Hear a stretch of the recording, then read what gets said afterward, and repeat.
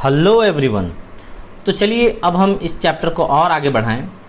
तो आगे हम देखेंगे advantages and disadvantages of synthetic fibre. हमें अब ये देखना है, ठीक है। अब तक हमने बहुत सारी चीज़ कवर कर लिए हैं। हमने 6 एग्जाम्पल्स पढ़ लिए हैं, किसके? सिंथेटिक फाइबर के।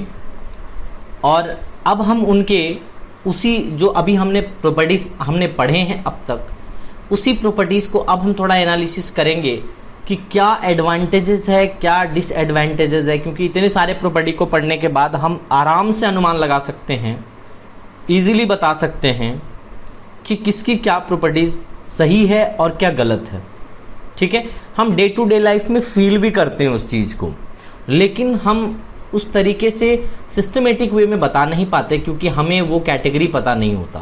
तो चलिए हम एक एक करके एडवांटेजेस एंड डिसएडवांटेजेस की बात करते हैं। तो सबसे पहले मैं एडवांटेजेस की बात करना चाहूँगा, पहले उसके अच्छाइयों के बारे में बात करना चाहूँगा।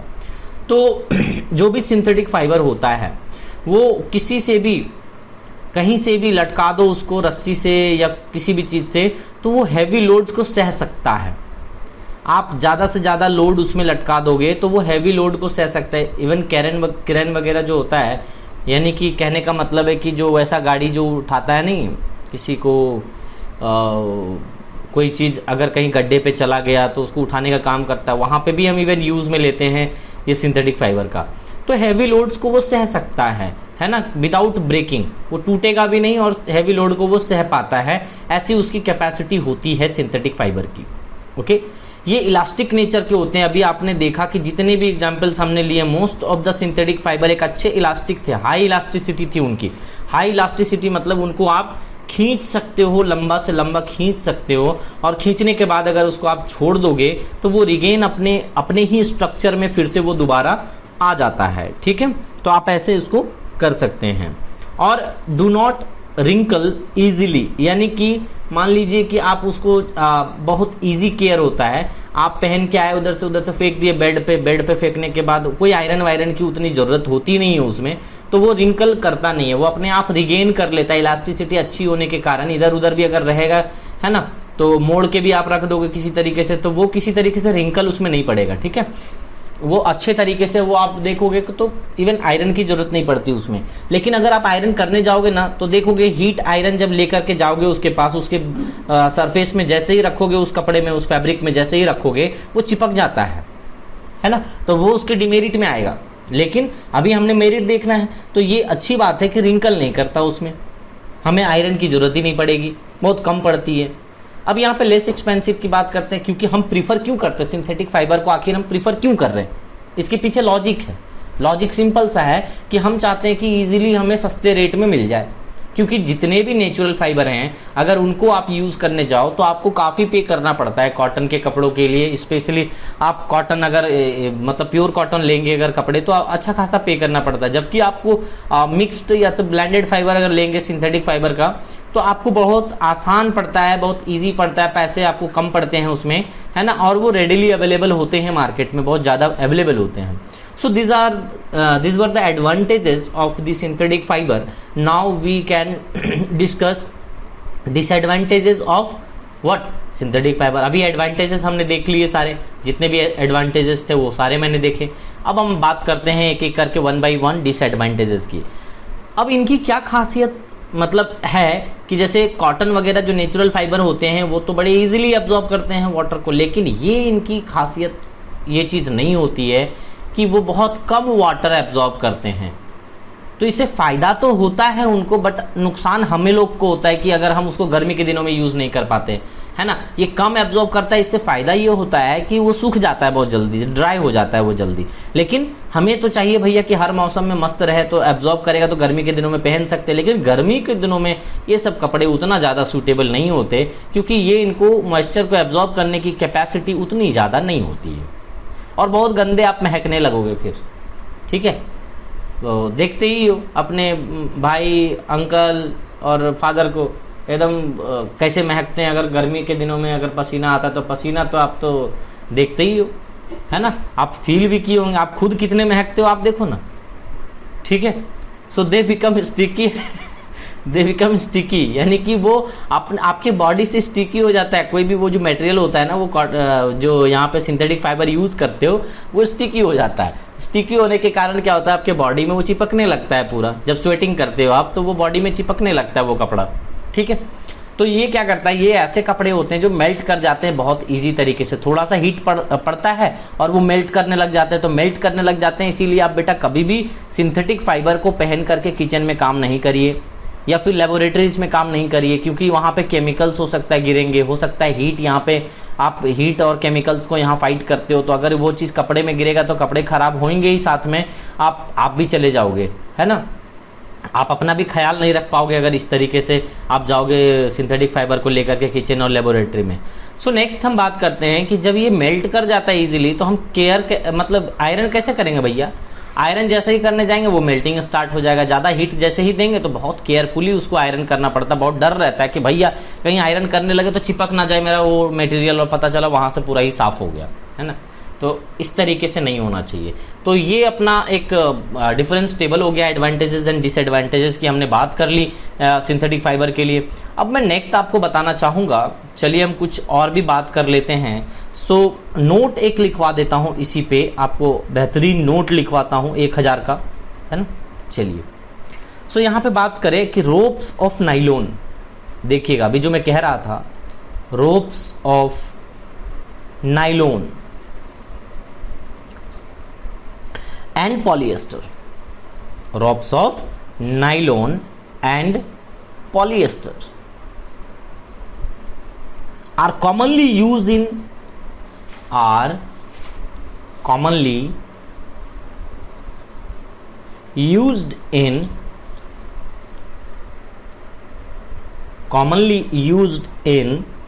cranes। मान लो कि आप गड्ढे में गिर गए, आपको उठाने के लिए हमें क्रेन्स की जरूरत पड़ेगी। समझ सकता है, अरे बेवकूफ़ में कह रहा हूँ कि गाड़ी वाड़ी गिर जाती है, आप तो गिरते ही हो, साथ में आपकी गाड़ी जो गिर जाती है उसको उठाने के लिए क्या करते हैं, क्रेन्स को यूज़ में लेते हैं। उसमें जो यूज़ होता है मतलब जो उसमें रस्सी यूज़ करते हैं ना, रोप्स जो यूज़ करते हैं उस क्रेन्स में, वो यही सिंथेटिक फाइबर का होता है। एंड एलिवेटर्स में भी यूज़ करते हैं, कहीं कहीं मेटल वायर भी यूज़ करते हैं, लेकिन यहाँ पे बहुत ज़्यादा जगहों पे ये भी यूज़ किया जाता है। एलिवेटर्स है ना, of their high elasticity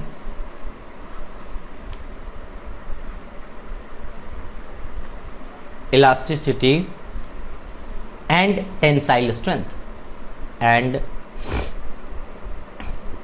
strength. इसमें क्या होता है आप समझिएगा थोड़ा सा। जैसे मान लीजिए कि ये आपने ले लिया ऐसा, ठीक है, तो इलास्टिसिटी का मतलब क्या, खींचना, और वही टेंसाइल स्ट्रेंथ एक्चुअल में होता है। इसको पकड़ के आप इधर की ओर खींच रहे हो, इसको पकड़ के इधर की ओर खींच रहे हो, तो इसकी टेंसाइल स्ट्रेंथ बहुत ही खतरनाक होती है, बहुत बेहतर होती है, जिसके कारण आप यहाँ पे कह पाते हो कि ये क्रेन्स में ये यूज़ में हम ले सकते हैं इस रस्सी को, इस रोप्स को, ठीक है, क्योंकि इसकी इलास्टिसिटी बहुत ही अच्छी होती है। चलिए अब हम इस टॉपिक को और भी आगे बढ़ाते हैं और देखते हैं एक बेहतरीन टॉपिक, स्ट्रक्चर हम देखना चाहते हैं, है ना। So structure of various fibre कैसा होता है स्ट्रक्चर, वो देखना चाहते हैं। तो चलिए हेडिंग लिखते हैं अपना, स्ट्रक्चर ऑफ वेरियस फाइबर्स,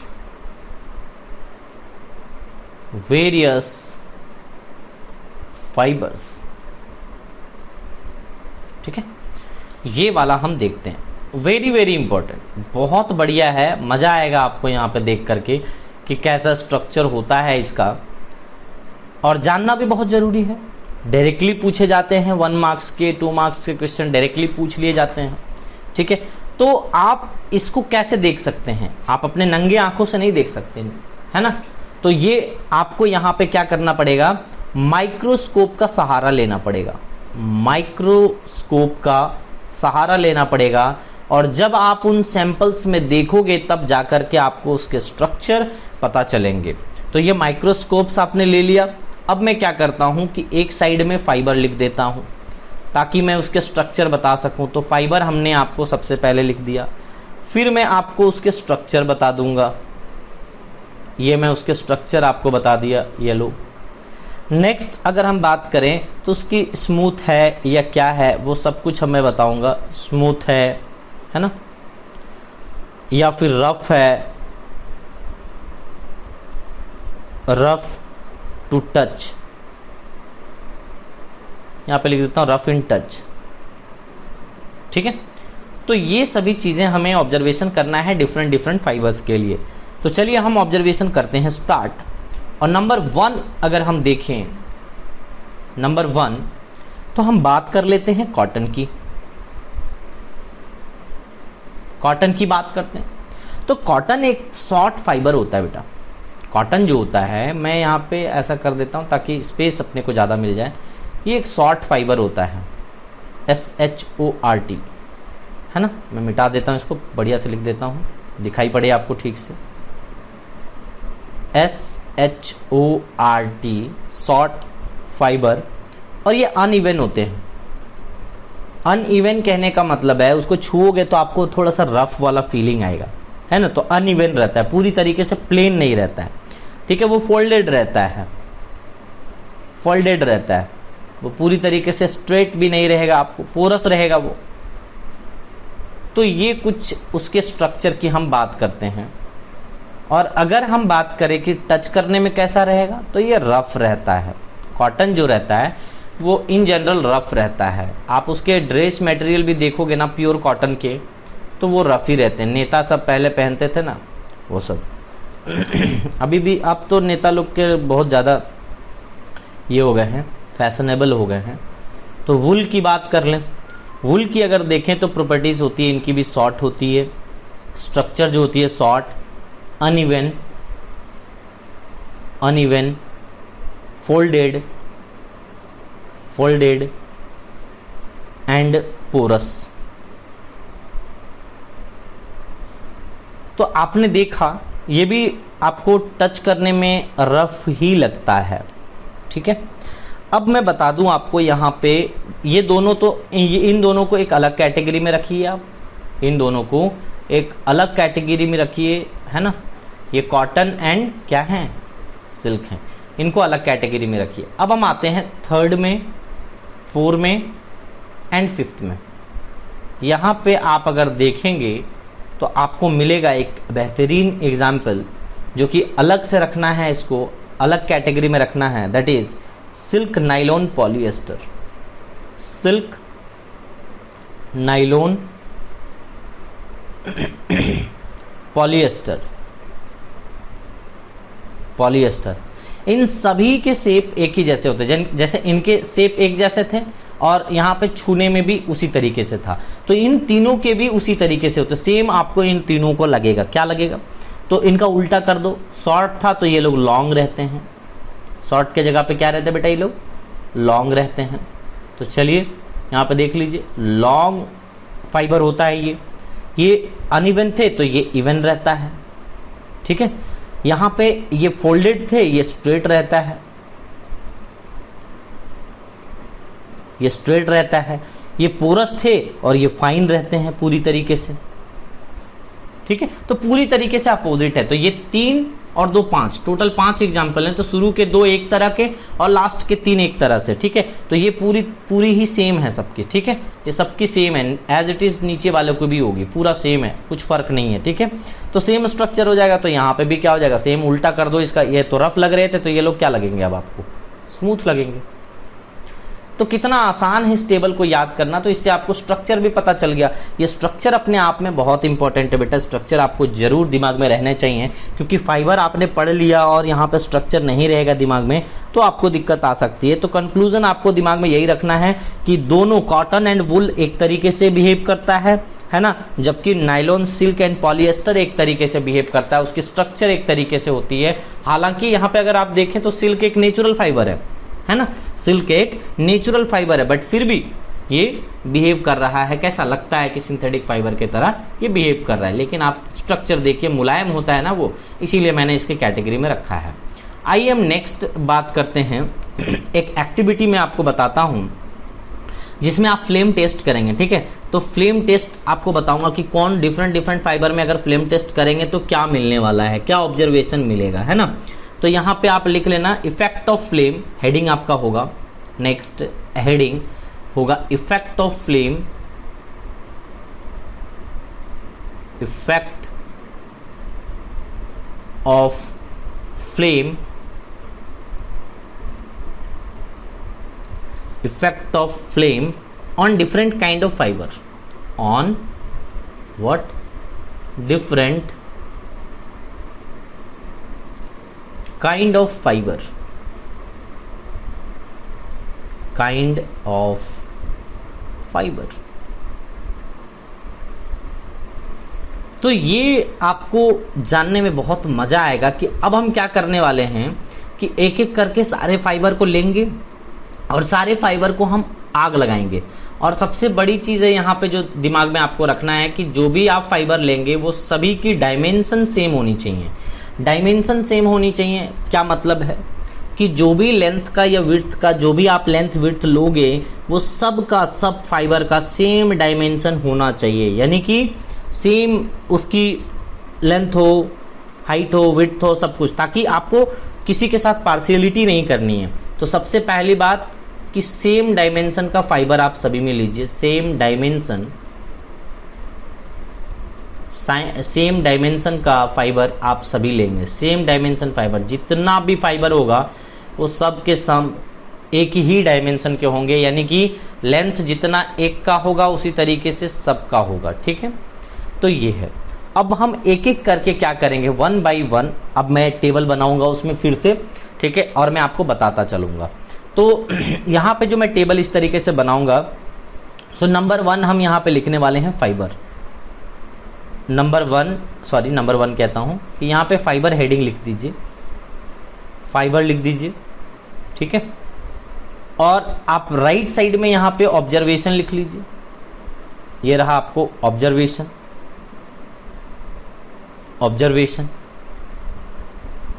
तो अब चलिए हम एक एक करके जलाने की कोशिश करते हैं, और वो क्यों ऐसा होता है ये भी हम जानने की कोशिश करते हैं। कुछ वैसा जलाने के बाद क्या हमें मिलता है वो हम देखने की कोशिश करते हैं। तो सबसे पहले हम बात कर लेते हैं कॉटन की, है ना। कॉटन नेचुरल फाइबर है, बहुत बढ़िया फाइबर है, तो हम इसी को पहले आग लगाते हैं, है ना। आग लगा के देखते भैया क्या क्या होता है। तो हमें यहाँ देखने को मिला कि ये जो होता है बेटा, इसको जलाओगे तो ऑब्जर्वेशन जो देखने को मिलेगा कि ये बहुत ही भयानक तरीके से जलता है ना। Burns vigorously producing a large flame. तो यहां पे हम कहेंगे इसको सिंपली कि बर्न्स व्हाट, विगरसली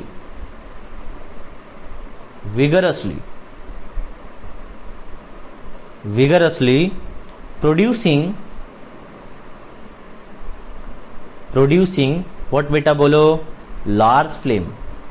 बहुत खतरनाक तरीके से जलता है बेटा, लार्ज फ्लेम, ठीक है।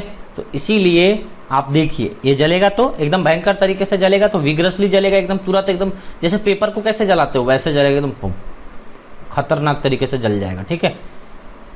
और उसके बाद स्मेल अगर करेंगे तो कैसा लगेगा, तो अगर आप इसको स्मेल करेंगे तो आपको पेपर जैसे बर्न होता है ना वैसे आपको स्मेल आएगा, है ना। तो द स्मेल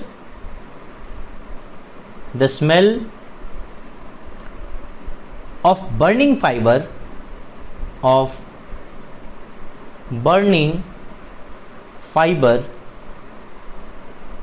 क्या होगा, इज लाइक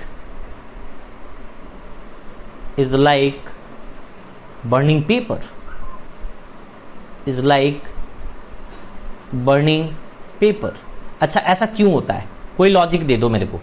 ऐसा क्यों होता है कि पेपर को जैसा जलाते हैं, जिस तरीके से वो रहता है, जिस तरीके से पेपर को जलाने से स्मेल आता है उसी तरीके से कॉटन को जलाने से स्मेल आता है। ऐसा क्या लॉजिक है? Logic is very simple. आपको अगर याद हो तो कॉटन में भी क्या होता है बेटा, सेलुलोज।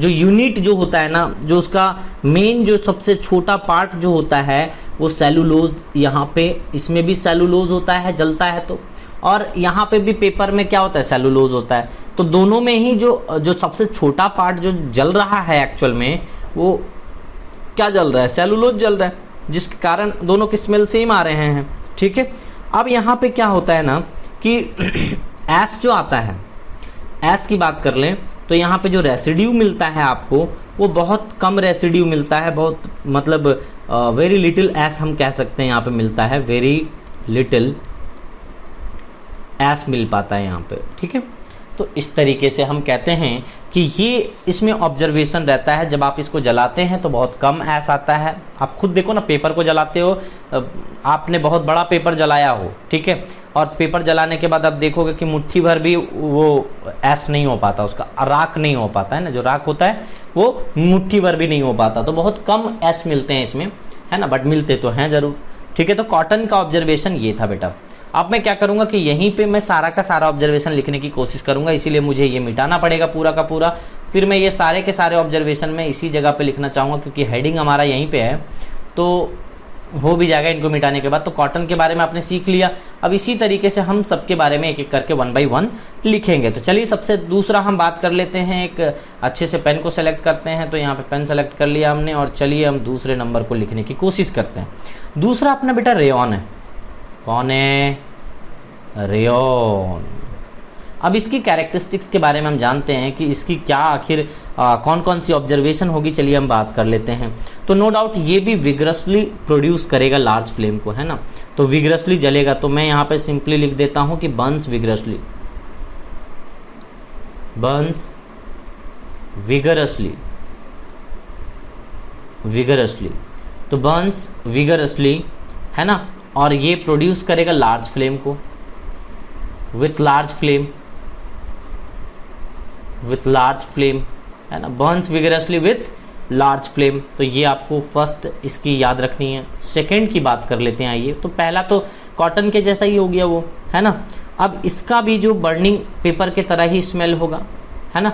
तो ये इसको जब जलाओगे, इसको जब जलाओगे तो बर्निंग लाइक पेपर, बर्निंग, है ना, बर्निंग स्मेल लाइक पेपर लिख देता हूँ, लाइक पेपर, क्योंकि अभी आपने देखा थोड़ी देर पहले मैंने लॉजिक बताया, क्योंकि रेयॉन भी एक नेचुरल फाइबर है, क्योंकि नेचुरल को ही हम मॉडिफाइड करके थोड़ी सी मॉडिफिकेशन के साथ में इसको सिंथेटिक फाइबर बनाया है। तो ठीक है, तो हमने कॉटन को ही मॉडिफाई किया है, तो मॉडिफाई करने के बाद ये रेयॉन बन गया। तो भैया कॉटन ही तो यहाँ पे मेनली है इसका कॉन्स्टिट्यूएंट। तो पेपर को जैसा जलाने में जो बर्न करेगा, जिस तरीके से कॉटन को जलाए थे और पेपर के तरह स्मेल आ रहा था, वहाँ पे भी सेलुलोज का मात्रा था, सेलुलोज का अमाउंट था, तो यहाँ पे भी रेयॉन में भी क्या रहेगा, ये सेलुलोज का ही अमाउंट रहेगा। क्योंकि अगर आपको याद हो बेटा, रेयॉन जब हम बनाए थे तो रेयॉन बनाने के समय वुड पल्प लिए थे, वुड पल्प में क्या रहता था, बोलो, वुड पल्प में सेलुलोज तो ही रहता था ना, सेलुलोज रहता था वहां पे भी, तो सेलुलोज यहाँ पे भी पेपर में भी रहता है, तो सेलुलोज अगर पेपर में रहता है तो दोनों को जलाओगे तो एक ही तरह का स्मेल आएगा,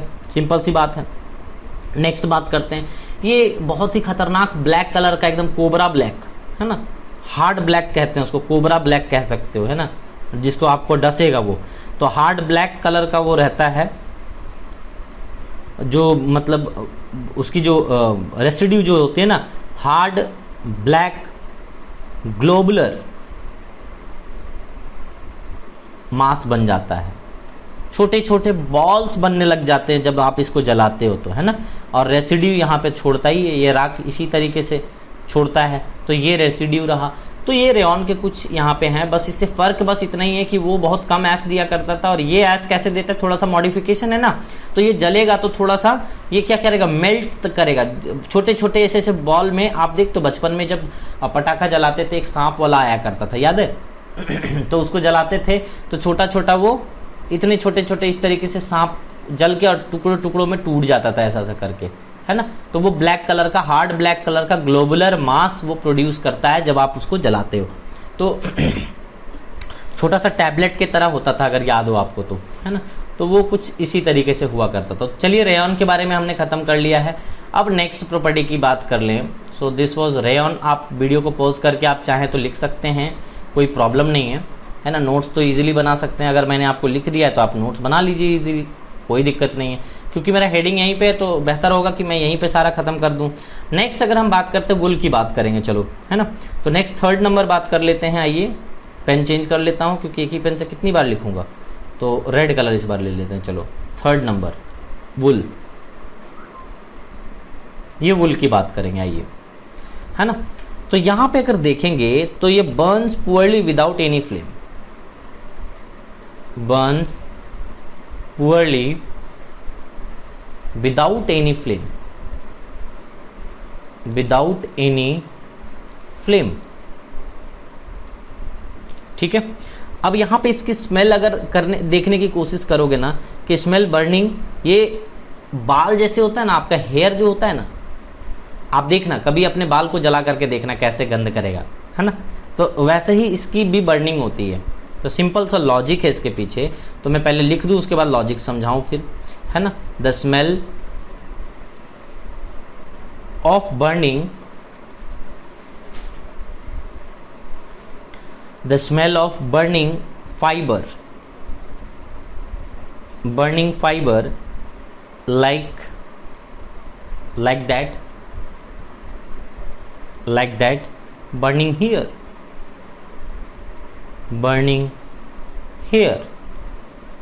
आपको पता है बेटा, जैसे बाल जलाते हो तो बाल में क्या होता है, प्रोटीन होता है, बाल में प्रोटीन होता है, तो वुल में भी तो प्रोटीन होता है। तो दोनों के केस में क्या जल रहा है, प्रोटीन जल रहे हैं। तो प्रोटीन जलने से एक ही तरह का स्मेल आता है। और सबसे मजे की बात है भैया, आप सोचो ना, वुल कहाँ से लाए? अरे भैया लाए कहाँ से वुल? वो भेड़ बकरी से तो लाए, और वो भेड़ बकरी से जो लाए तो भेड़ बकरी के बाल से ही तो बनाया आपने। तो ये भी तो एक बाल है, वुल क्या है, एक बाल है ना। मतलब सीरीज ऑफ बाल है, और कह सकते हो आपको, मतलब बहुत ज्यादा वहां पे हेयर है। तो भैया जब आप यहाँ पे लाओगे भेड़ियों के और बड़के भैंसे जो होते हैं, उनके शरीर से, उनके बॉडी से जब आप एक्सट्रैक्ट करोगे तो वो भी तो एक प्रोटीन की मात्रा रहती है यहाँ पे। तो वुल जो होता है वो कहाँ पाया जाता है, वो सिप वगैरह में, और वो हेयर से ही बनते हैं आखिर। तो हेयर के तरह बर्निंग नहीं आएगा तो किसके तरह आएगा? वेरी सिंपल है बेटा, कर लोगे, वेरी इजी। तो ये आपको समझ में आ गया। अब हम चलिए इसमें और आग लगा के देखते हैं कि क्या क्या होता है। तो यहाँ पे ना ग्रे कलर का बॉल बनेगा। जब बर्न कराओगे इसको तो एक रेसिड्यू जो बचेगा वो ग्रे कलर का बॉल के फॉर्म में यहाँ पे बचता है। तो हम यहाँ पे कह पाते हैं इसको कि ग्रे बॉल बनता है एज ए रेसिड्यू, है ना। तो यहाँ पे जो रेसिड्यू होता है वो क्या बनता है बेटा, जो रेसिड्यू बनता है, रेसिड्यू, ऐसे स्पेलिंग तो देख लो भैया, सेम ही होना चाहिए। तो ग्रे बॉल रेसिड्यू यहाँ पे बनता है, ठीक है। अब यहाँ पे हम क्या कह सकते हैं कि इसको जलाओगे तो ग्रे कलर का बॉल बनेगा। जैसे पिछले टाइम में क्या बन रहा था, छोटे छोटे बन रहे थे ना, वहां पे भी बन रहा था, बॉल ही टाइप से बन रहा था एक तरह का, है ना। तो छोटे छोटे टुकड़े तो यहाँ पे भी बनेंगे वैसे वुल की तरह। आप देखो ना, वुल को जलाओ ना, देखना छोटा छोटा टुकड़ा में वो ग्रे कलर का बनता है, ठीक है। तो ये था अपना बेटा वुल के बारे में। वुल के बारे में इतना काफ़ी है। तो नेक्स्ट प्रॉपर्टीज की तरफ मूव करते हैं, यानी कि नेक्स्ट फाइबर की तरफ मूव करते हैं और उनकी ऑब्जर्वेशन देखने की कोशिश करते हैं जला जला करके क्या हो रहा है, ठीक है। तो चलिए वुल के बारे में इतना ही। तो वुल आराम से आप लिखिए, इत्मीनान से लिखिए, कोई दिक्कत होती है तो मुझे बताइए, है ना। वीडियो को पॉज करिए और पॉज करने के बाद मस्ती से लिखिए, है ना। तो कर लोगे आई थिंक। इसी तरीके से मैं अगर बात करूं सिल्क की, नंबर 4 हम सिल्क की बात करते हैं। थोड़ी सी वीडियो लंबी हो जाएगी लेकिन कोई दिक्कत नहीं है ना। तो सिल्क की बात कर लेते हैं। तो चलिए, मैं अगर आपको चाहो तो आप, मैं सीधा बोल देता हूं क्योंकि बार बार हमने कह दिया है। तो Burns poorly without any flame, वही वुल की तरह। तो वुल वाला ही याद रखना, तो वुल इसमें हो जाएगा। क्योंकि अभी थोड़ी देर पहले आपने देखा ना बेटा कि वुल और सिल्क की शेप में भी स्ट्रक्चर लगभग सेम ही था।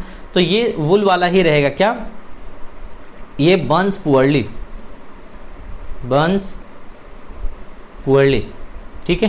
तो चलो मैं बोल देता हूं बेटा ताकि आपका टाइम सेव हो जाए, ठीक है। क्योंकि अभी तो मैंने बता दिया। तो Burns poorly without any flame, तो ये हो जाएगा पहला पॉइंट, आप लिख लेना। दूसरे पॉइंट आप सिल्क में आप लिख सकते हो चाहो तो, है ना, कि ये करता है the smell of burning fibre is like that of burning of air. क्योंकि अभी हमने कहा कि वुल के जैसा आप रखो इसको, तो वुल के जैसा आप रखोगे तो पहला प्रॉपर्टीज भी सेम, और burning of hair like structure, उसी के तरह हेयर के जैसा ही इसकी बर्निंग स्मेल होती है। तो ये भी आप रख सकते हैं। जो रेसिड्यू इसकी होती है वो थोड़ा सा अलग होता है, ये ब्लैक एश बनता है इसमें, है ना। थर्ड जो हम बात करते हैं रेसिड्यू की, जैसे आपने देखा कि शुरू के 2 लिए थे कॉटन और रेयन, तो बहुत सिमिलर था। उसी तरह वुल और सिल्क बहुत हद तक सिमिलर रहते हैं। बस उन दोनों में जिस तरीके से कॉटन और रेयन में सिर्फ वहां पे रेसिड्यू में फर्क था, उसी तरीके से यहाँ पे भी वुल और सिल्क में सिर्फ रेसिड्यू में फर्क है। यहाँ पे ब्लैक कलर का एश बनता है बेटा, और वहां पे छोटे छोटे बॉल्स टाइप से ग्रे कलर के बनते थे वुल में, जबकि यहाँ पे ब्लैक ऐश बनता है, ये स्वेलअप होकर के ये ब्लैक ऐश बन जाता है, और यही अपना रेसिड्यू है। रेसिड्यू मतलब जो लास्ट में बच जाता है बेटा, है ना, जलाने के बाद में जो लास्ट में बच जाता है। तो this is all about silk. तो सिल्क के बारे में भी आपको मैंने बता दिया। बस याद रखना कि सिल्क और वुल में ज़्यादा इसको जलाने में ज़्यादा डिफरेंस आपको मिलता नहीं है प्रॉपर्टीज़ में। बस आप देख लेना कि जो लास्ट में रेसिड्यू की बात करेंगे उसमें थोड़ी सी डिफरेंस आती है। ओके, सो नेक्स्ट प्रॉपर्टीज़ की अगर हम बात करें, number 5 is that is nylon. चलिए सो देखते हैं यहाँ पे, it melts and Burns with difficulty. ये जल्दी तर मेल्ट करता है। ये क्या करता है? मेल्ट करता है।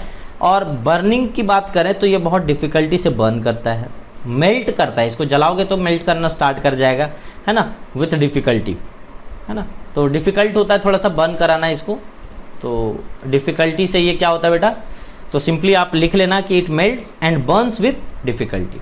सेकंड की बात करें, ये तो फर्स्ट हो गया बेटा। सेकंड बात कर ले हम नाइलोन वाले में, तो हम बोलेंगे the fibre shrinks from flame, है ना, फॉर्मिंग बीडी रेसिड्यू, यानी कि छोटे छोटे बीड्स के टाइप से बनेंगे रेसिड्यू। आप ज्यादातर लोगों को जब मेल्ट कराते हो तो क्या ड्रॉप वाइज गिरता है, तो ड्रॉप वाइज अगर गिरेगा, भैया सोचो कि कोई प्लास्टिक को जलाते हो तो क्या टुप टुप टुप ऐसे गिरता है ड्रॉप वाइज, तो बस ऐसे ही आपका रेसिड्यू बनता है। ठीक है, नेक्स्ट बोलेंगे the smell of burning fibre is like that of burning of hair. तो यहाँ पे ये चीज कॉमन है वुल के साथ में, सिल्क के साथ में, तो ये बर्निंग ऑफ हेयर के जैसा ही इसका भी स्मेल हुआ करता है।